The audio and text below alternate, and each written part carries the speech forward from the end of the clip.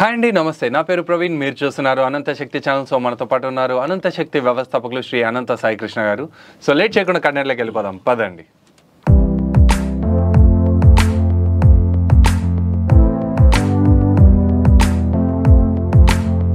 Sir నమస్తే. నమస్తే Praveen. Sir నేను మామూలుగా డాక్టర్స్తో వర్క్ చేస్తున్నప్పుడు కొంతమంది పేషెంట్స్ డిఫరెంట్ పేషెంట్స్ వస్తారు. అవును ప్రవీణ్. కొన్ని సినిమాల్లో కూడా చూపించలేనంత కండిషన్లలో ఉన్న పేషెంట్స్ ఉంటారు. దాంట్లో వన్ ఆఫ్ ద స్టోరీ నేను వర్క్ చేస్తున్నప్పుడు జరిగిన ఇన్సిడెంట్ ఏంటంటే, ఒక పేషెంట్ వచ్చినాడు, ఒక ఆపరేషన్ చేసాం. పర్సనల్ డీటెయిల్స్లోకి వెళ్ళకుండా బ్రీఫ్గా చెప్పేస్తున్నాను. ఒక ఆపరేషన్ చేసాం. ఆపరేషన్ చేశాక పేషెంట్ వెళ్ళినాడు. కొన్ని ఐటమ్స్ తినకూడదు, తినాల్సిన ఐటమ్స్ ఇవి అని లిస్ట్ రాపించి మరీ పంపించినాం. ఎందుకంటే ఆ ఆపరేషన్ చేసిన తర్వాత కొన్ని ఫుడ్ ఐటమ్స్ తింటే చీమ్ పట్టే ఛాన్స్ ఉంది. గాయానికి మళ్ళీ మందులు ఎంత ఇచ్చినా కానీ పని చేయవు సరిగా. షుగరు, బీపీ కాంప్లికేషన్ ఇంకా మీకు తెలిసిందే. లైఫ్ స్టైల్ ఇంకా ఎంత ఘోరంగా ఉందో ఇప్పుడున్న పరిస్థితులలో. సో ఆయన తీసుకోవాల్సిన జాగ్రత్తలు చాలా ఉన్నాయి. ఆ పర్సన్ ఏం చేసినాడంటే, ఫైనల్గా వచ్చేసేసి ఏ ఐటమ్ తినొద్దన్నానో ఆ ఐటమ్ తినేసి వచ్చినారు. లాస్ట్కి ఫైనల్గా వచ్చేసి కాల్ కట్ చేయాల్సిన పరిస్థితి వచ్చింది. కాల్ యాంప్యుటేట్ చేసినారు, అంటే తీసేసినారనమాట. సో ఆయన జస్ట్ ఆ కోరికను కంట్రోల్ చేసుకోవాలి. ఇట్లా ఇవన్నీ అయిపోతుంది రా బాబు, ఇది జస్ట్ ఒక 1 month 2 months అంతే, ఎక్కువ వద్దు, నువ్వు జీవితాంతం మానేయమనడం లేదు. 1 month 2 months మానేస్తే అయిపోయా, తర్వాత మొత్తం సిట్రేట్ అయిపోతుంది, నీ బాడీకి చాలా సేఫ్గా ఉంటుంది, తర్వాత నీకు నచ్చినట్టు నువ్వు ఉండొచ్చు అన్నట్టు చెప్తే లేదే. లాస్ట్ కాల్ తీయించుకునే పొజిషన్కి వచ్చినాడు. ఏంటి ఇట్లా ఉన్నారు వెరైటీగా, అర్థం కాలే నాకు. డాక్టర్ కూడా షాక్ అయినాడు. అరే చెప్పాం కదరా బాబు, చెప్పకుండా ఉంటే వేరే అవుతుంది, చెప్పినాక కూడా ఎట్లా తిన్నారని. ఆడ సారు మేము షాక్ అయినాం. ఫైనల్గా వచ్చేసి యాంపిటేషన్ అయితే కూడా వాడు మామూలుగా ఫుడ్ కంటిన్యూ చేసేసుకుంటున్నాడు, వాడికి నచ్చినట్టు ఆడున్నాడు. అసలు నాకు అర్థం కాలేదు ఇట్లాంటి వాళ్ళని ఎట్లా డీల్ చేయాలని, ఎందుకు ఇట్లా జరుగుతుంది అంటారు? ఇప్పుడు చూడు ప్రవీణ్, ఇప్పుడు ఈ మెంటాలిటీ ఉన్నవాళ్ళు 80% ఇలాంటి మెంటాలిటీతోనే ఉంటారు, తెలుసా నీకు? 80% ఇలాగే ఉంటారు జనాభా మొత్తానికి. మొత్తం నిజంగా అది.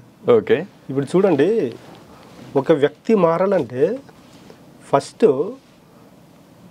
ఇప్పుడు ఆ వ్యక్తికి ఏదైతే మీరు తినకూడదు అన్నారో అది తింటున్నాడు అంటే ఆ వ్యక్తికి అది ఫేవరెట్ ఫుడ్ అనుకుందాము, లేకపోతే ఇంకోటి అనుకుందాము. అది తీసుకుంటున్నాడంటే మనిషి అతని ఆధీనంలో అతను లేడు అని అర్థం. అక్కడ అతని ఆధీనంలో అతను లేకపోవడానికి కారణం ఏంటంటే, పంచేంద్రియాలు అనేవి ఉంటాయి.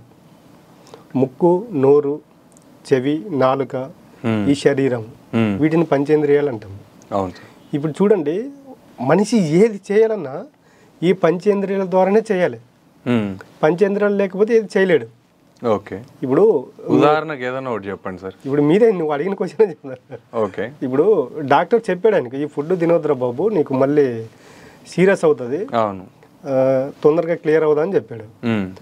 అంత ఎక్స్పెషల్గా చెప్పిన తర్వాత కూడా బయటకు వచ్చి అదే ఫుడ్ తిన్నాడంటే అర్థం ఏంటి? ఫుడ్ అంటే టేస్ట్ కావచ్చు, స్మెల్ కావచ్చు.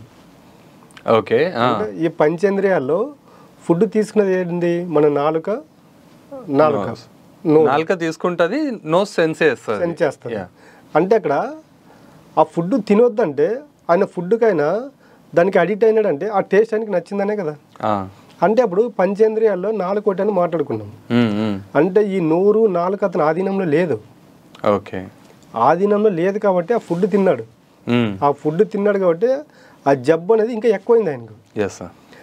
అదే ఆయనకి ఈ పంచేంద్రియాల్లో దీన్ని ఒక్కటి గ్రిప్లో తన ఆధీనంలో పెట్టుకుంటే ఆ జబ్బు ఇంకా ఎక్కువయ్యేది కాదు కదా. ఖచ్చితంగా. అసలు 1 month 2 months సార్, 60 రోజులు అంతే లెక్క. ఇంకా గట్టిగా మాట్లాడితే మళ్ళీ ఇప్పుడు ఆ కాలు ఆయన కాలు ఆయనకు ఉండేది కదా. ఆయన ఎట్లా చూస్తున్నాడు తెలియదు కానీ సార్, నాకైతే విచిత్రంగా అనిపించింది యాక్చువల్లీ. అవును, బాడీలో ఒక పార్టీ ఉండదురా బాబు అంటే వాడి ఇంకా వద్దులేండి, వాడు వీడు అనకూడదు. లాస్ట్ ఒక 1 month బ్యాక్ నిజంగా జరిగింది ఇది. ఒక భార్య, ఒక హస్బెండ్ వాళ్ళ భార్య వాళ్ళ బామ్మర్ ఇద్దరు కాల్ చేశారు. ఓకే, హెవీ డ్రింకర్ ఆయన. ఎంతమంది చెప్పినా మానట్లేదు. వీళ్ళు ఏం చేశారంటే వెళ్ళి నాటు వైద్యం ఇప్పించుకొచ్చారు. ఓకే, నాటు వైద్యం అంటే అది ఇచ్చిన తర్వాత ఇంకా మందు అసలు ముట్టుకోరాదు. అక్కడికి వెళ్ళిన తర్వాత వాళ్ళకి కొన్ని ఉంటే అక్కడ ప్రతిజ్ఞ చేయించి ముట్టను అవి అనేది. కానీ వాళ్ళకి దానికి అలవాటు పడిన తర్వాత వాళ్ళు మానుకోరు. వచ్చిన తర్వాత ఏమైందంటే ఆయన కొన్ని రోజులు కంట్రోల్ చేసుకోగలిగాడు. తర్వాత నెక్ మూమెంట్కి ఇంకా మన బాడీ ఏదైతే మనం రోజు అలవాటు పడి ఉంటామో కొన్ని రోజులు గ్యాప్ వస్తే మన మైండ్ పని చేయదు తెలుసా నీకు ఫస్ట్. Yes sir. ఇప్పుడు డైలీ మందు తాగేవాడికి చూడండి, వాడు ఆరయ్యే లోపల వాడికి వాడి మైండ్ కంట్రోల్లో ఉండదు. ఆపరేషన్ దానిలో కొంతమంది పేషెంట్స్ అయితే, ఇది డాక్టర్ దానికి రిలవెంట్గా వచ్చిన క్వశ్చన్ కాబట్టి నేను ఇది చెప్తున్నాను, మత్తు మంది ఇవ్వాలి అంటే కూడా వాళ్ళు ఏం చేస్తారంటే, ఈ రేపు ఆపరేషన్ ఏం తినకూడదు తాగకూడదు అని చెప్పి రాత్రి నుంచి చెప్పేసేస్తారు. మందు తాగి వచ్చినారు సార్, మత్తు ఇచ్చే సరిపోదని చెప్పి ఎక్కువ మత్తు ఇవ్వాల్సిన పరిస్థితి వచ్చింది. కాబట్టి కాల్ చేసిన తర్వాత ఇలా ఉంది సార్, ఆయన వినట్లేదంటే ఆయన కాల్ చేసి మాట్లాడాడు.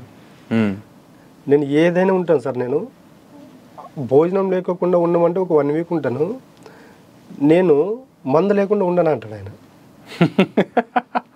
ఓకే, అడిక్షన్ లెవెల్లో లాస్ట్ స్టేజ్లో ఉన్నాడు. సర్లే ఇలా కాదని ఒక 2 డేస్ తర్వాత నువ్వు రేపు ఎల్లుండి నువ్వు ఎంత తాగాలనుకుంటే అది తాగి ఒక 3వ రోజు తర్వాత కాల్ చేయమన్నాడు. ఓకే, 3 రోజుల తర్వాత ఏముందంటే హెల్త్ ప్రాబ్లం ఎక్కువైపోయింది. హాస్పిటల్కి పోయి మళ్ళీ వచ్చారు. అప్పుడు భార్య ఆయన బావమరిది ఇద్దరుండి మళ్ళీ కాల్ చేయించారు. ఈయన మాట్లాడాడు. అప్పుడు ఇప్పుడు 3 రోజుల కింద కాల్ చేసావు, నా వల్ల అవదన్నావు, నువ్వు ఎంత తీసుకోలేవు, దానికి మోతాదు మించి తీసుకోమని చెప్పాను, తీసుకున్నావు, ఇప్పుడు అనుభవిస్తున్నది ఎవరు బాధ? ఎక్కువ డోస్ తీసుకున్నావు, ఇప్పుడు ఆ రోజుకి మానేసింటే ఈ రోజు ఇది ఉండేది కాదు. కాబట్టి వాళ్ళకి ఆయనకి అదే చెప్పాను. 3 డేస్ తర్వాత ఫోన్ చేశాడు, కాల్ చేస్తే తీసుకుంది నువ్వే, ఈరోజు బాధపడుతున్నది నువ్వే. ఆ రోజు దాన్ని అక్కడికి స్టాప్ చేసి నీ యొక్క ఇప్పుడు దాన్ని మానుకోలేకపోతున్నాను అంటున్నావు కదా, అంటే నీ కంట్రోల్లో నువ్వు లేవు. అలాంటప్పుడు ఏం చేయాలంటే వ్యక్తి దేన్నైతే పదే పదే గుర్తొస్తుంటే దాని నుంచి డైవర్ట్ అవ్వాలి. డైవర్ట్ కాలేకపోవడం వల్లే వాటికి అసెంట్ అవుతున్నారు. ఇప్పుడు చాలామంది మానేసిన వాళ్ళు కూడా ఉన్నారు. ఫస్ట్ వాళ్ళకి ఏం తెలుసుకోవాలంటే దీన్ని తీసుకోవడం వల్ల నాకు జరిగే నష్టాలు ఏంటనేది తెలుసుకోవాలి ఫస్ట్. మీరు ఏ సినిమా కన్నా వెళ్ళండి, ముందు పడితే smoking and drinking injurious to health అని వస్తుందా లేదా? అవును. మనం మూవీకి వెళ్తే మూవీ ప్రతి సీన్లో స్టార్టింగ్లో వస్తుంది, అక్కడ క్యాన్సర్ వచ్చిన పేషెంట్లు కూడా చూపిస్తారు. అంటే ఇంకా ఇంతకు ముందన్న చాలా స్మూత్ గా తీసుకోవచ్చుండ్రి, ఇప్పుడు ఆడ ఎంత దరిద్రంగా జరుగుతుందో చూపిస్తారు. కానీ అది లెవెల్ ఆఫ్ ఒక 3 to 5 లెవెల్లో ఉన్న వాళ్ళ చూపిస్తారు సార్. పీక్ స్టేజ్ లో ఉన్న వాళ్ళు చూసి అసలు దీనిలో దూరంగా ఉండే వాళ్ళు చాలా మంది ఉంటారు. చెప్పాను. తర్వాత ఏం చెప్పానంటే, రేపు ఒక్కరోజు మీ వాళ్ళు నీకే ఎక్కడ తీసుకెళ్ళి నీకే మందు పెట్టరు, ఏం పెట్టరు, ఒకరోజు రేపు వచ్చోటి తీసుకెళ్తారు వాళ్ళు, ఊకే వాళ్ళ ఇంటి వెళ్ళి కొన్ని చూసిరా అని చెప్పాను. నువ్వు చూసేస్తావంటే నేను నీతో మాట్లాడతా అంటే సరే అన్నాడు. తిరిగి మరుసటి రోజు అంటే వాళ్ళు నాకు తెలిసిన ఏరియాలో వాళ్ళే ఉన్నారనమాట అటు సైడ్. వీళ్ళకి చెప్పాను, అంటే డ్రింక్ చేస్తూ ఒక వ్యక్తి అసలు బాగా బతికిన వ్యక్తి ఏ స్టేజ్లో ఉన్నాడో ఒకసారి వెళ్ళి వాళ్ళతో మాట్లాడి ఆయన చూపించరమ్మని చెప్పాను.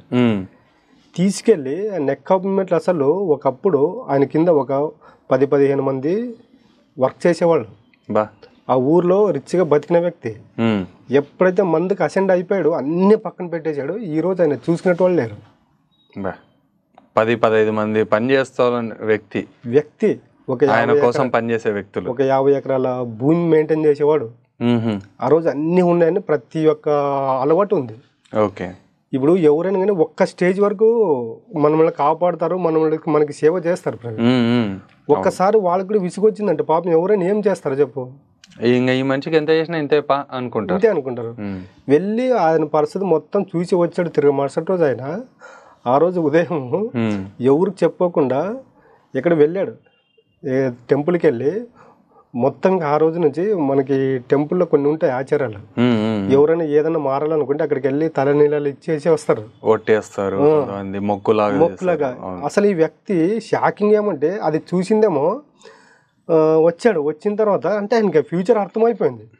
అంటే నాకు కూడా ఇదే పరిస్థితి వస్తుంది కదా రేపు పొద్దున ఫ్యూచర్లని. తిరిగి మరుసటి రోజు ఇంట్లో ఎవరికి చెప్పుకోకుండా ఈయన వెళ్ళి టెంపుల్కి వెళ్ళి తన నీళ్ళు ఇచ్చేసి మొత్తంగా వచ్చి ఇంట్లో ప్రశాంతంగా వాళ్ళ ఇంట్లో వాళ్ళే షాక్ అయ్యారు. కాబట్టి ఇక్కడ ఎందుకంటే ఒక వ్యక్తిని ఏ వ్యక్తి అయితే తనకున్న అలవాట్లకు అసెండ్ అయిపోయి ఉంటాడో వాటికి ఎవరైతే ప్రాబ్లం ఫేస్ చేస్తుంటారు చూడు వాళ్ళని చూపిస్తే ఖచ్చితంగా మారుతారు. ఆ ప్రాబ్లంలో పీక్ స్టేజ్కి వెళ్ళిన వాళ్ళని చూపిస్తే భయపడతారా లేదా? రేపు పొద్దున్న నీ పరిస్థితి కూడా ఇదే అంటే ఎవడైనా భయపడతాడు. ఇప్పుడు వాడికైతే ఏదో డబ్బు ఉంది కాబట్టి వాడు ఏదో రకంగా చూపించుకోగలుగుతాడు. డబ్బు లేని వాడి పరిస్థితి ఏంటి?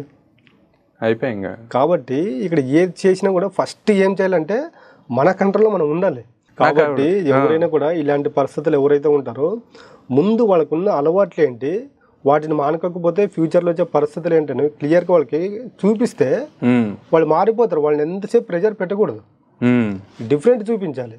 ఈ డిఫరెంట్ చూపించినప్పుడు ఏమవుతుందంటే మనం ఇంతకుముందు మాట్లాడుకున్నాం కదా, ఈ పంచేంద్రియాలు ఎప్పుడైతే మన ఆధీనంలో ఉంటావో ఇంకా మనం వేటి జోలికి వెళ్ళము.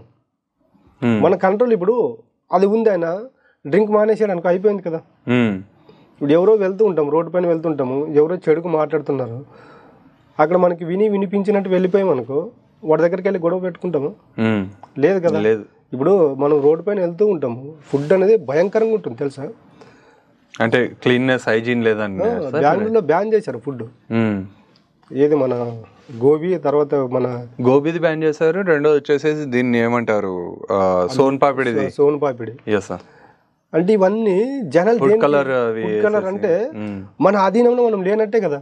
కంటికి, నోటికి, ముక్కుకి, ఈ మూడింటికి అందంగా ఉండేది. అందంగా ఏదైతే కనిపిస్తాడో మన సమస్యలను, మన ఆరోగ్య సమస్యలు మనం కొన్ని తెచ్చుకుంటున్నాం. ఈరోజు చెప్పే కదా 80% జనాభా ఎందుకు లేవుతున్నారంటే వీళ్ళ యొక్క పంచేంద్రియాలు వీళ్ళ ఆధీనంలో లేవు కాబట్టి. అదే పంచేంద్రియాలు మన ఆధీనంలో ఉన్నాయనుకోండి, మనం కూడా ఆత్మజ్ఞానులు అవుతాం. సత్యం బోధపడుతుంది, ప్రతి ఒక్కడు జ్ఞానిగా మారుతాడు.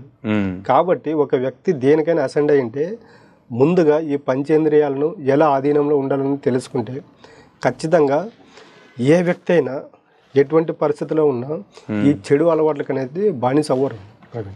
చాలా బాగా చెప్పారు సార్.